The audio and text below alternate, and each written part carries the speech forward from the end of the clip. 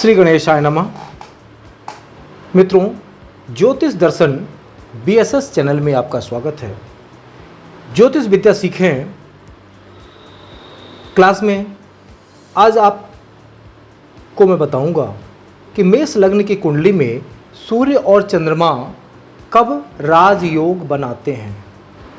मित्रों, काफ़ी दिनों से हम वीडियो प्रस्तुत नहीं कर पाए हैं क्योंकि समय की कमी होने के कारण और कार्य में व्यस्तता के कारण वीडियो बनाने में हमें विलंब हुआ है। उसके लिए हम क्षमा चाहते हैं। हम प्रयास करेंगे कि आपको अगले वीडियो समय से प्रस्तुत करके और आप लोगों की जानकारी को रोचक बना सकें।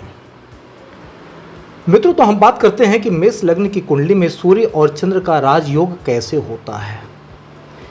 तो सबसे पहले मेष लग्न की कुंडली अर्थात सूर्य जब जन्म के समय में पूर्व क्षितिज पर उदय हो रहा होता है, ये आपका पूरा ब्रह्मांड है 360 डिग्री का।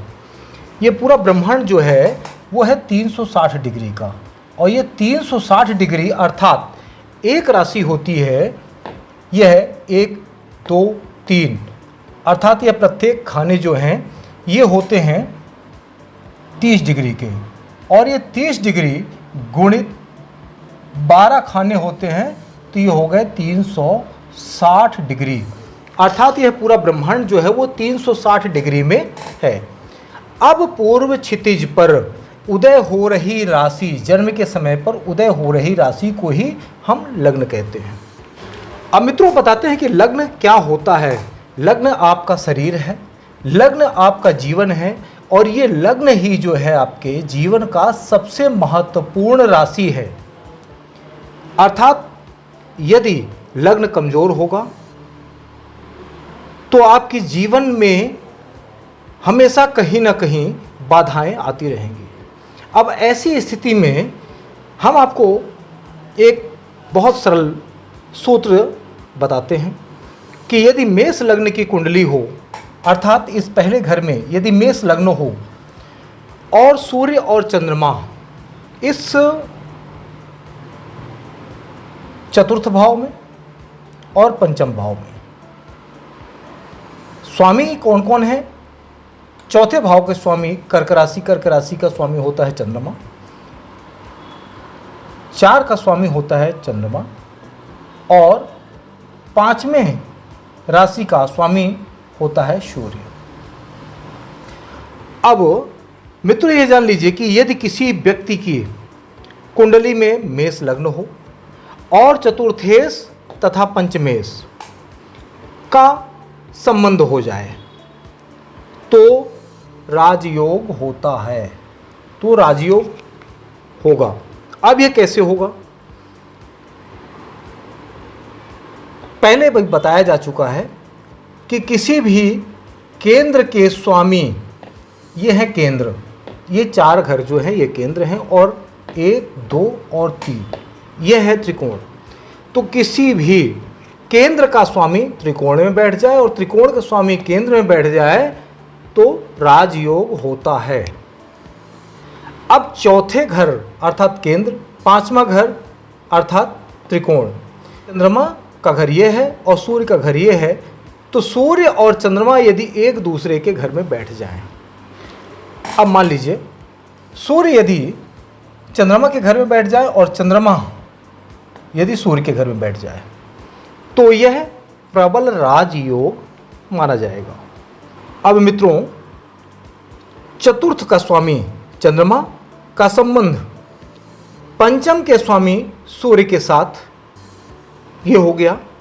अब यह संबंध कौन है? यह है स्थान परिवर्तन संबंध, और स्थान परिवर्तन संबंध जो होता है वो बहुत ही ताकतवर संबंध होता है।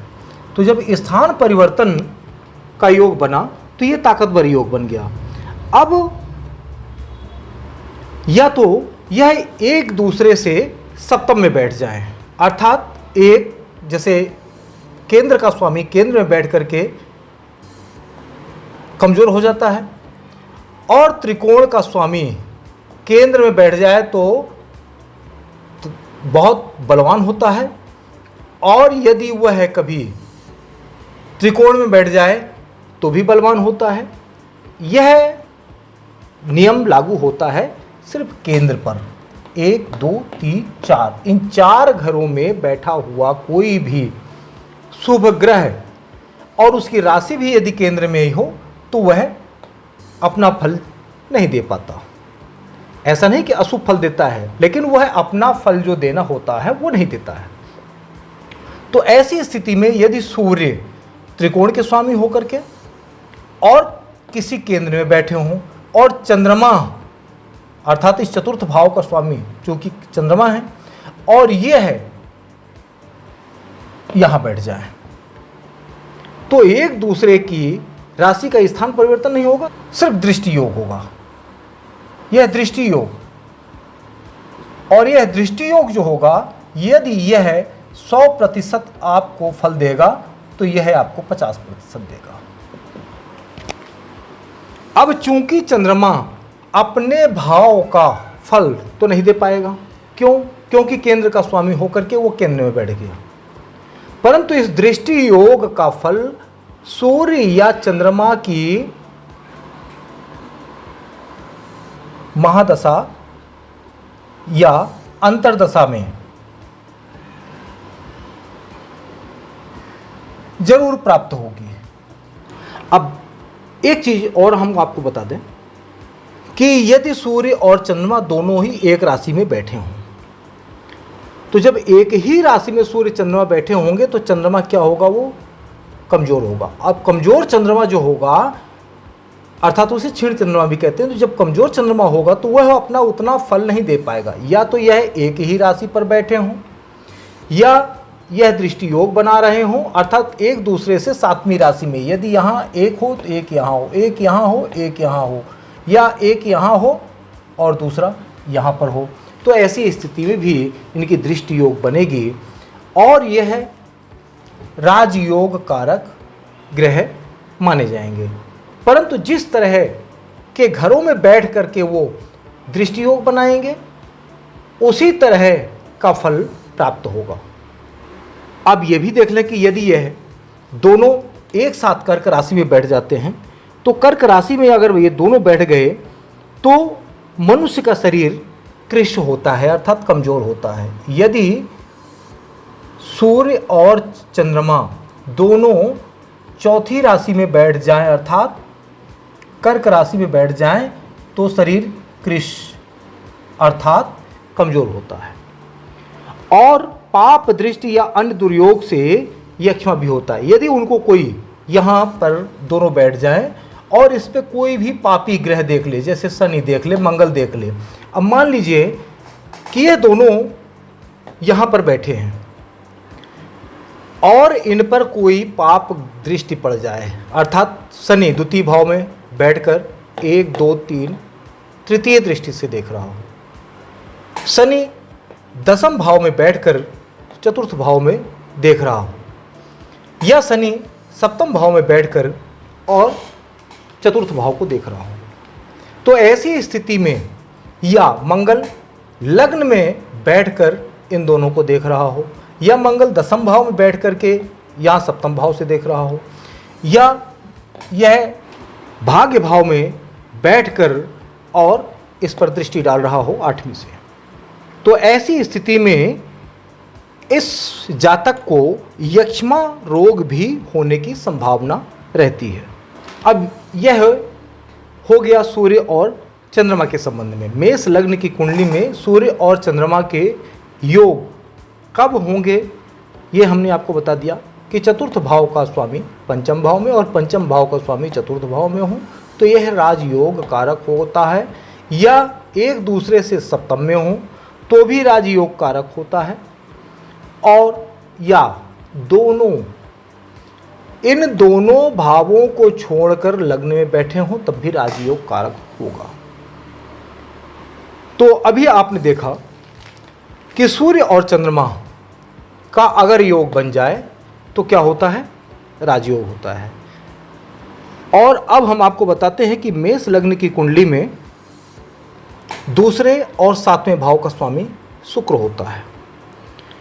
अब चूंकि दूसरे भाव का स्वामी और सातवें भाव का स्वामी मारक होता है, किंतु सदैव यह नहीं समझ लेना चाहिए कि यह शुक्र मार ही डालेगा। पहले यह निश्चय करना चाहिए कि जातक की आयु अल्प है या मध्य है या दीर्घ है। आयु निकालने का 3 तरीका है। पहला है, पहले से मिलता है अपने को अल्प, दूसरे से मिलता है मध्य और तीसरे से मिलता है दीर्घ। अल्प अर्थात छोटी आयु, मध्य अर्थात 50 के आसपास, दीर्घ अर्थात 60 से 70 से ऊपर। तो ये 3 तरह की जो आयु होती हैं, इसका निर्णय सबसे पहले करना चाहिए। यह मारक है तो किस दशा में मारक होता है ये? जब शुक्र के साथ शनि की अंतर्दशा या महादशा आएगी, उस समय यह मारक होगा।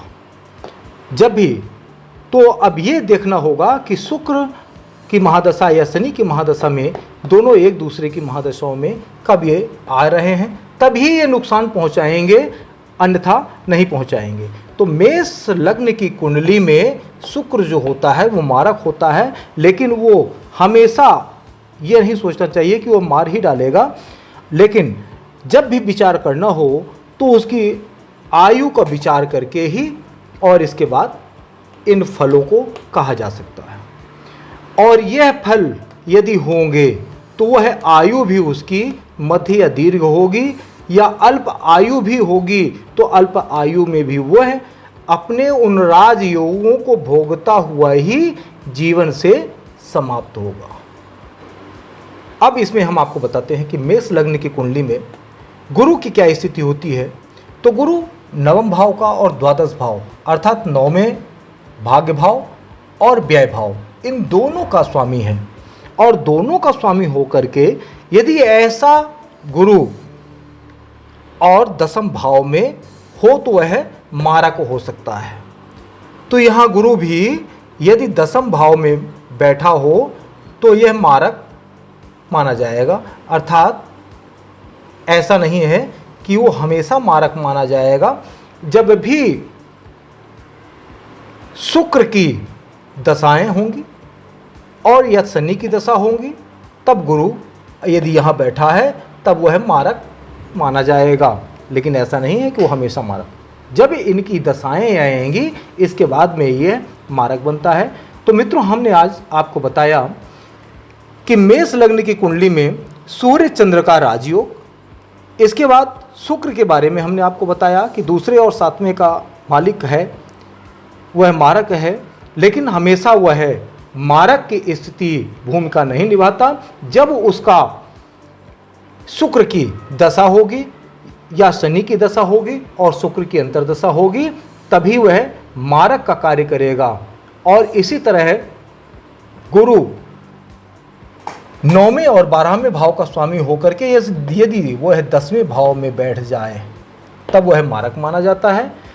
और मित्रों, इसके पश्चात हम मेष लग्न की कुंडली के संबंध में और आपको विवरण अगली वीडियो में देंगे, क्योंकि थोड़ा थोड़ा यदि आप सीखने का प्रयास करेंगे तो जल्दी सीख पाएंगे।